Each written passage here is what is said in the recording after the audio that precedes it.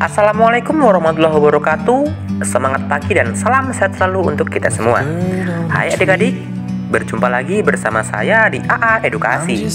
Pada video kali ini, kita akan sama-sama mempelajari materi pendidikan Pancasila dan kewarganegaraan untuk kelas 7 tingkat SMP sederajat. Pada bab 6 dalam submateri Daerah dalam Kerangka Negara Kesatuan Republik Indonesia. Bagi kamu yang baru bergabung dengan AA Edukasi, mari sama-sama kita bangun channel ini dengan mengklik like, share, subscribe, and comment bila ada yang ingin kalian tanyakan. Dan jangan lupa untuk selalu mengaktifkan notifikasi loncengnya agar kalian tidak ketinggalan video-video terbaru dari kami. Di sini kita akan membahas daerah dalam kerangka Negara Kesatuan Republik Indonesia. Negara Kesatuan Republik Indonesia terbentuk melalui perjuangan panjang dan luar biasa oleh para pendiri negara. Komitmen yang kuat dan perjuangan para pendiri negara yang tanpa mengenal lelah dalam mewujudkan kemerdekaan.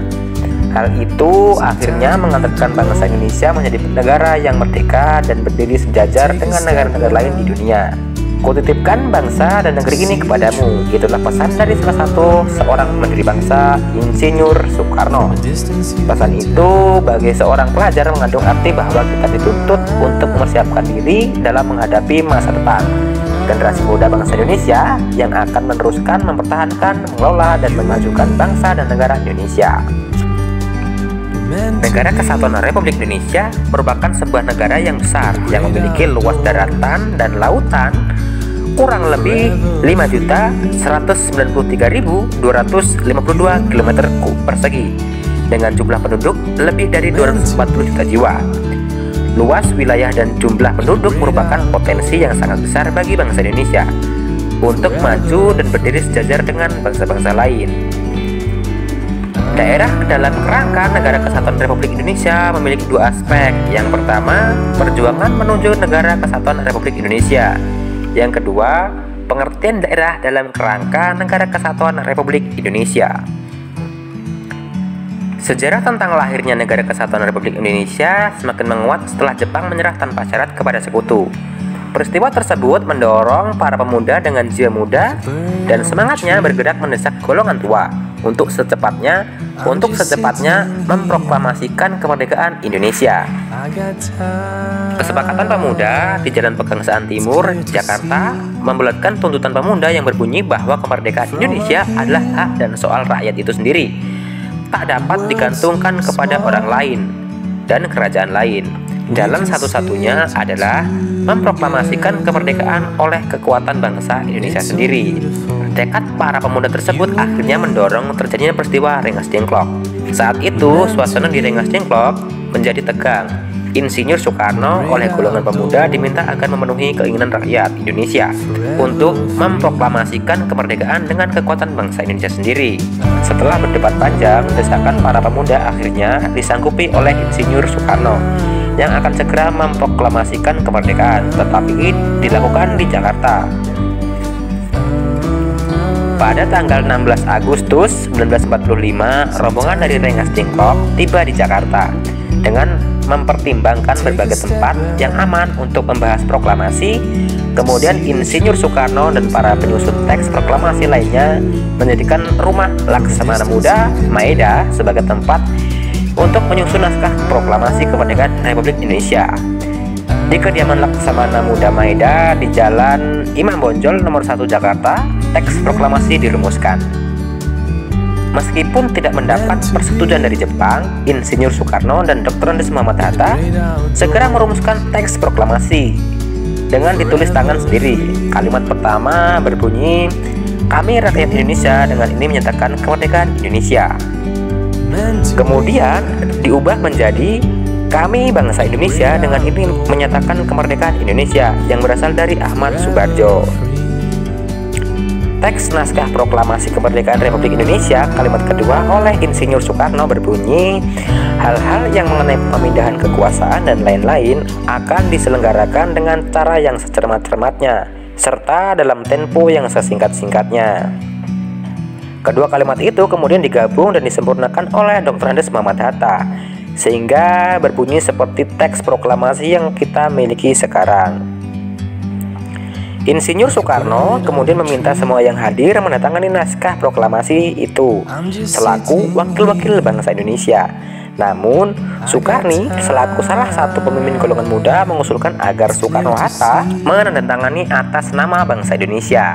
Selanjutnya, Insinyur Soekarno meminta Sayuti Melik untuk mengetik naskah tersebut dengan beberapa perubahan yang telah disetujui.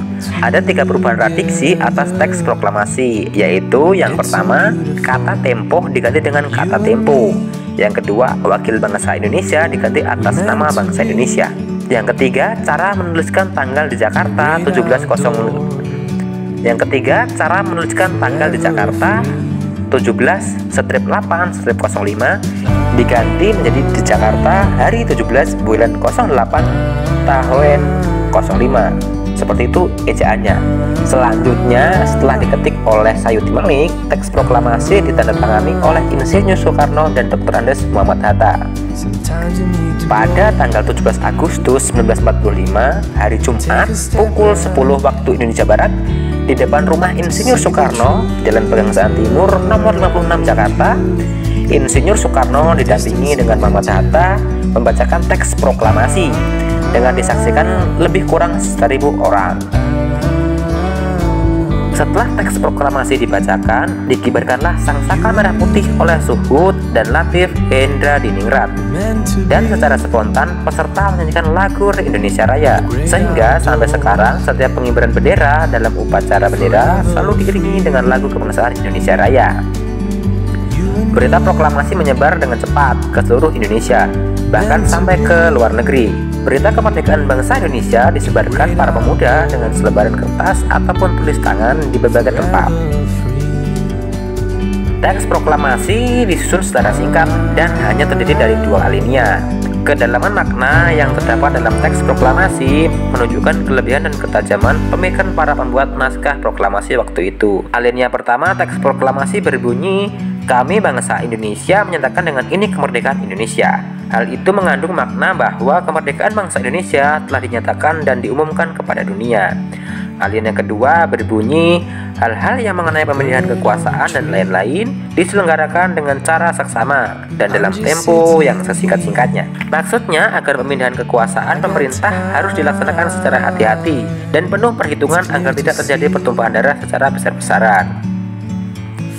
Proklamasi kemerdekaan bagi bangsa Indonesia memiliki makna yang dapat kita telah dari berbagai aspek sebagai berikut. Yang pertama, ada aspek hukum.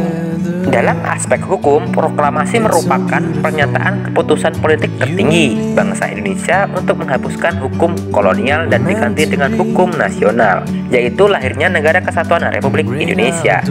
Yang kedua, ada aspek historis, yaitu proklamasi merupakan titik akhir sejarah penjajahan di bumi Indonesia, sekaligus menjadi titik awal Indonesia sebagai negara yang merdeka bebas dari penjajahan negara lain. Yang ketiga, ada aspek sosiologis.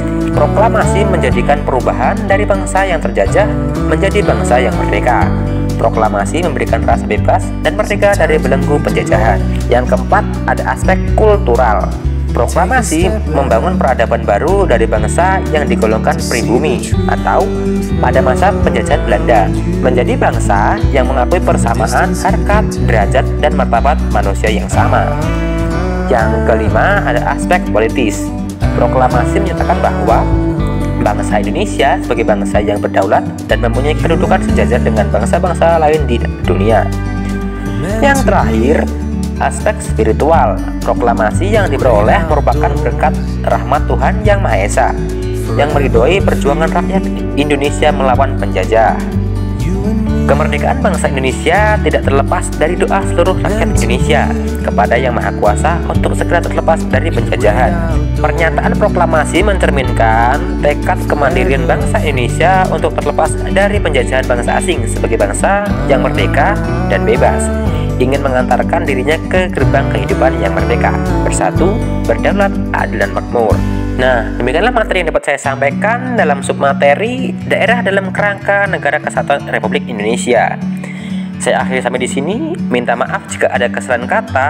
Wassalamualaikum warahmatullahi wabarakatuh. Like a bird on a tree.